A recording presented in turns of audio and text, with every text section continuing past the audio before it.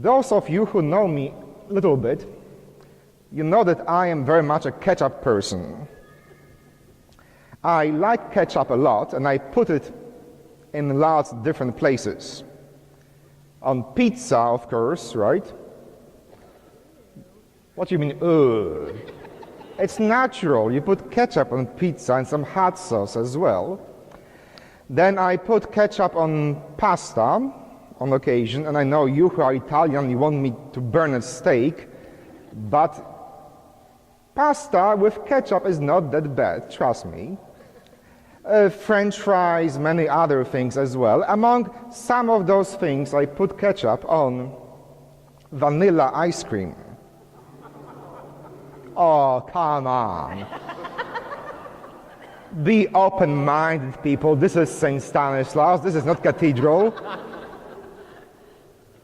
Since we have an opinion of open-minded people, I want to introduce you to this wonderful new flavor of vanilla ketchup-flavored ice cream. By the way, the Häagen-Dazs, it's a Polish company, by the way. It was invented by two Polish immigrants in the early 20th century. So next time you have Häagen-Dazs, I think it should be called Husky and Dusky, but it's great ice cream, and ketchup is from Schnucks. Schnucks or Schmack, I don't know how to pronounce it, but they are good, both great products. Yes, Tom, I know what you're laughing at. It's called product placement, right? Secret advertisement. So, if you think about it for a moment, tomatoes are veggies or fruits. You are a teacher. Tomatoes are fruits. And half of ketchup is sugar. So basically, ketchup is a fruit sauce, right? It's sugar plus fruits equals fruit sauce. So we put strawberry sauce on our ice cream, don't we? We put raspberry sauce or any other fruit sauce on our vanilla ice cream. So I thought, why not try something new? You like ketchup, you like ice cream, you like both ingredients, hence you will like final product.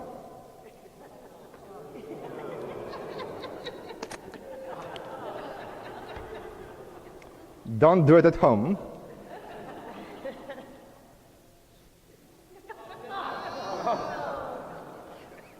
Any volunteers?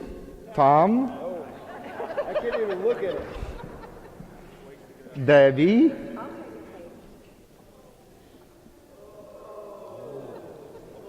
Is it delicious? Really, it's not bad. Exactly. Thank you, Debbie. The restroom is right in the back. Salty and sweet. It's like a sweet and sour. Felicia, you can finish this if you want. Oh, you would like to try?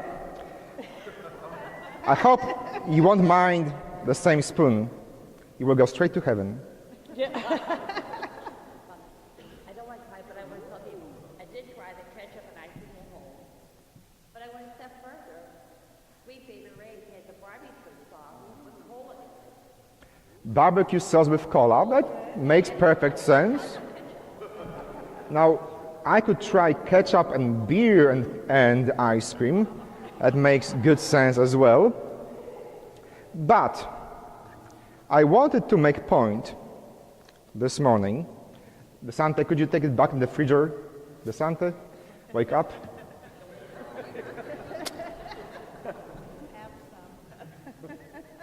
Let's not melt it because I have one more mass today. We could argue for hours about how sick am I to come with that idea, or how much it makes sense to put fruit sauce on vanilla ice cream. And I bet we could have two teams and very lively debate on the pros and cons of vanilla-flavored ice cream with Schnucks ketchup. If you are ambitious enough, you could write your PhD dissertation on the metaphysics of ketchup plus ice cream in transcendental Catholic theology. So if you want to do your PhD, just let me know. I can help you with a dissertation. But as a matter of fact, if you look at the Catholic world, people write their dissertations on all kinds of strange subjects that have no bearing on real life whatsoever, just like ketchup on ice cream. A few years ago, when Archbishop Berg was transferred to Rome and became Cardinal Berg, he came up with a beautiful new outfit from the 14th century called Cappa Magna. It's spelled C-A-P-P-A and then M-A-G-N-A. And Cappa Magna is a long cassock that has longer behind because it was used in the 15th century for a very practical reason. Bishops were riding horses, and so his cassock was supposed to cover horses behind. So the back of the cassock was significantly longer than the front of the cassock. That's why it's called Cappa Magna, a longer cape, longer cope, bigger cope, to ride horse and to protect your back from the winds. One could argue that in the 21st century, since bishops don't ride horses anymore, Cappa Magna has no more usage. Well, Cardinal Berg will argue against that statement. He has been seen many times with beautiful long Cappa Magna, and so many Catholic bloggers have been engaged since then in a very spiritual discussion. How long should Cappa Magna be in the 21st century? The current consensus is about 30 feet long. And it ends up, His Grace Cardinal Berg is walking down the aisle, and there are two altar servers carrying the end of his robe behind him in a very distinguished and dignified manner. People write PhD dissertations about the length of Cappa Magna in the 21st century and theological significance of this deeply spiritual symbol. We could think of any other subjects and topics that we Catholics and Christians preoccupy ourselves with. 2 years ago, there was a huge and very lively conversation. Should we say, "The Lord be with you and also with you," or "with your spirit"? Remember that conversation? You go to different Catholic churches and you will feel, "Where am I?" And then there was a conversation in the creed. Do we say one of the being with the Father or co-substantial with the Father? Again, a deeply spiritual and important conversation that we need to have these days. It has such a big influence on the real life of everyday person in the 21st century. Co-substantial with the Father or one of the being with the Father? Is ketchup really that bad on your ice cream or not? Should it be with your spirit or also with you? All these PhD subjects are very, very important to us every day, aren't they? Are you getting my point? People come up with substitute subjects to occupy us and keep our attention from what is really important.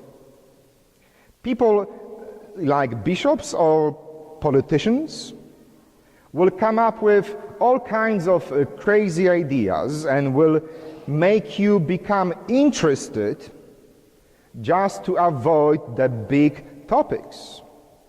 And in our culture, when we have elections every 2 years, this cycle almost never ends. We always have a new sex scandal of a politician.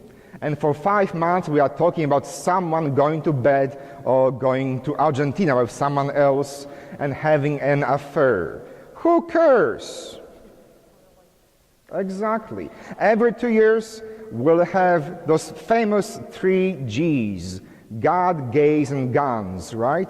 Every time there is election, people will make a big issue of God, gays, and guns. Again, this is really important in our country in 21st century. Who marries whom, right? Sure, if you want to be miserable, marry whomever you want.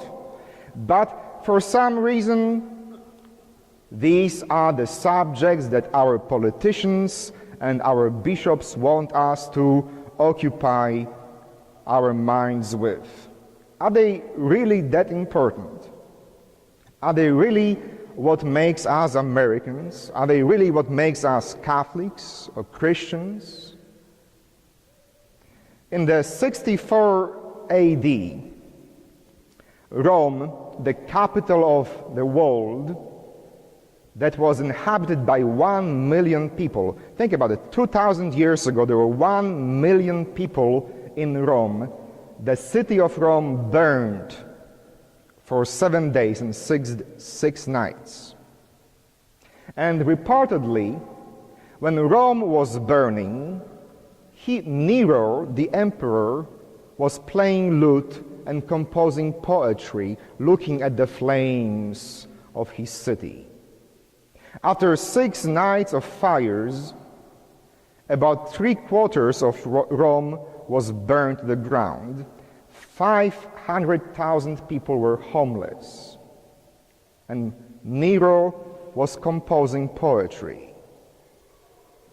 That's where our saying comes from, Rome is burning and Nero plays the fiddle. It means that you are doing something that is totally inappropriate and has no bearing on real life. When Rome is on fire, it's not time to compose poetry. When Rome is burning, don't play your fiddle. Grab a bucket of water. And that's what all these substitute conversations do with us. They make us play the fiddle while Rome is on fire. Now, the church as we know it is in deep crisis. And people have conversations, how long should be Cardinal Burke's Kappa Magna? Should we say, with your spirit or also with you? Wake up, Rome is on fire.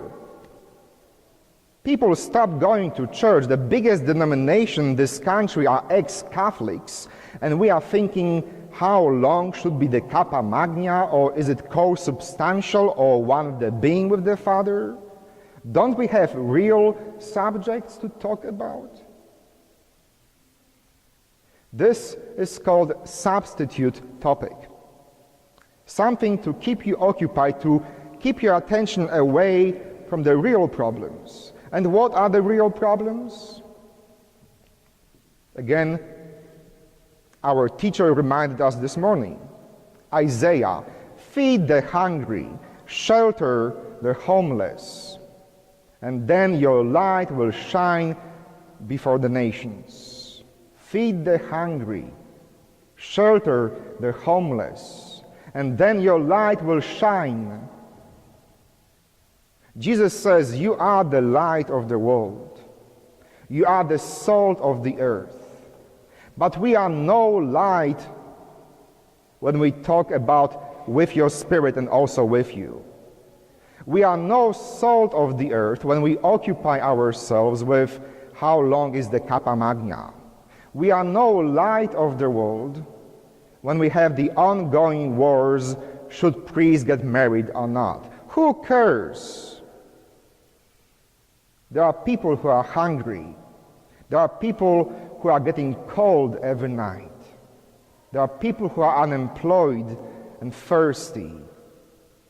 And that's the only way to have your light shine in front of others. That's the only way you and I can be salt of the earth. Not when we have long theological conversations about the issue of ketchup on ice cream.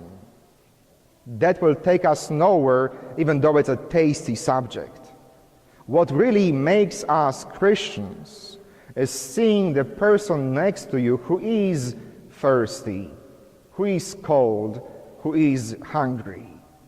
Any other subject is a substitute topic designed to keep your attention away from what really matters. Yesterday, I was going to Schnuck's Culinaria, and no, they didn't pay me for saying that. I was going to Culinaria to buy ketchup. I usually buy a gallon, but this time I bought a smaller bottle. And right in front of Culinaria, as it happens downtown many times, there was a man asking for a change. I don't give away cash. That's my rule number one. So I told him, I can't give you change because I don't know what will you do with it. But why are you asking for a change? He said, I would love some hot cocoa. Do you really want cocoa? Do you want money? I would love some hot cocoa. So I took him and we went to Culinaria and got him hot cocoa. And I think I wouldn't have done that if it wasn't for my sermon today, because Isaiah guilted me into doing that. Now feed the hungry, shelter the oppressed, and your light will shine.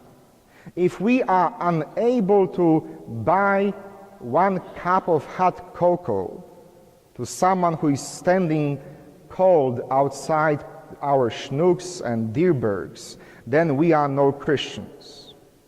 If we are unable to give 1 sandwich away to someone who is hungry, if we are not willing to help someone get a hot shower this winter time, then we have no reason to call ourselves light of the world or salt of the nations. Yes, we can have very prolonged and very serious ontological questions on the issue of with your spirit, but that will not make you light of the world or salt of the earth. What will make you truly Christian is seeing the person next to you when she is depressed, when he is going through a cancer treatment, when she is homeless or hungry, and then your light will shine forth. Then you truly will be the salt, not the ketchup of the earth.